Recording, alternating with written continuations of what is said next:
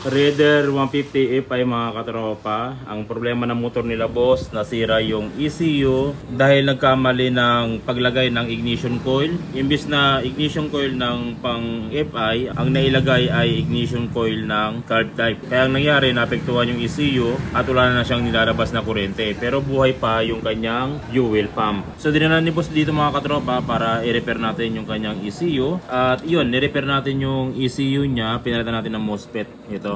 Dito yung side ng ignition coil. Kung sakaling na disgrasya nyo yung inyong ECU, ito yung side ng ating ignition coil pag walang kuryente. At yung kabila naman, itong MOSFET na ito, ay ito yung side ng ating fuel pump.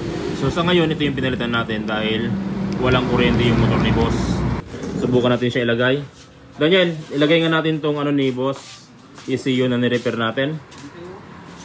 So ingat-ingat mga katropa sa paglalagay ng mga ignition coil, lalong-lalo na kapag FI yung ginagawa nyo, huwag yung lalagyan ng ignition coil ng pang karburador.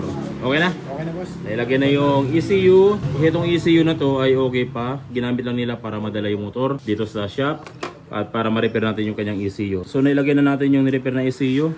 Subukan natin siyang paandarin. Yun natin. Yun o.